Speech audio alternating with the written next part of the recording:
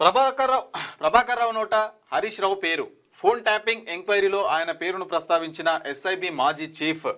ముగిసిన 14 రోజుల కస్టోడియల్ విచారణ.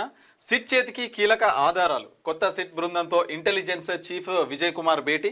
ప్రభాకర్ రావు కుమార్ని ప్రశ్నించిన SIT. Deccan kitchen owner Nandakumar statement record. మరోసారి ప్రణీత్ రావు, భుజంగరావు, రాధాకిషన్ రావు, తిరుపతన్న స్టేట్మెంట్స్ సైతం రికార్డ్ చేయనున్నారు.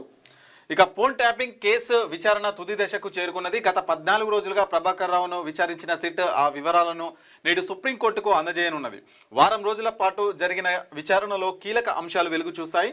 ప్రభాకర్ రావు వాంగ్మూలంలో మాజీ మంత్రి హరీష్ రావు పేరు ప్రస్తావన వచ్చినట్లు తెలుస్తున్నది. ఈ కేసులో భాగమైన వారందరినీ సిట్ అధికారులు జూబ్లీహిల్స్ పిఎస్కు గురువారం పిలిపించారు. మాజీ డీఎస్పీ ప్రణీత్ రావు, భుజంగరావు, రాధాకిషన్ రావు, తిరుపతన్నలు పిలిచిన సిట్ మరోసారి వారి స్టేట్మెంట్ను రికార్డు చేసినట్లు సమాచారం. గురువారం ఎస్ఐబి మాజీ చీఫ్ ప్రభాకర్ రావు విచారణ ముగియడంతో అందరినీ కలిపి సిట్ మరోసారి విచారించింది. రామగుండం సిపి అంబర్ కిషోర్ జూ సిట్ ఆఫీసులో విచారణ అంశాలను పరిశీలించారు. డిసెంబర్ 12 నుంచి 18వ తేదీ వరకు చేపట్టిన విచారణలో కీలక అంశాలు, ఎవిడెన్స్ పై ప్రభాకర్ రావు స్పందించలేదు. దీంతో సిట్ ఈ విషయాన్ని సుప్రీంకోర్టు దృష్టికి తీసుకెళ్లగా వారం పాటు గడువిచ్చింది. సుప్రీం ఆదేశాలతో 19వ తేదీ నుంచి 25వ తేదీ వరకు సిట్ అధికారులు మరోసారి విచారించారు. సో తదుపరి కార్యాచరణ సిట్ చర్చ.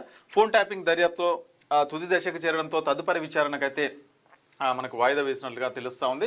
సో మొత్తానికి 14 రోజుల కస్టడీ ఏదైతే ఉంటుందో ఈయనకు సంబంధించి అది మొత్తానికైతే ముగిసింది. సో అందులో కీలక అంశాలు బయటకు వచ్చినాయని చెప్పేసి కూడా పోలీసు అధికారులు అయితే చెప్తున్నారు. ముఖ్యంగా మాజీ మంత్రి హరీష్ రావు పేరు కూడా ప్రస్తావించినట్లయితే వాళ్ళకు సమాచారం వచ్చినట్లుగా మనకైతే పేపర్లో కనిపిస్తూ ఉంది.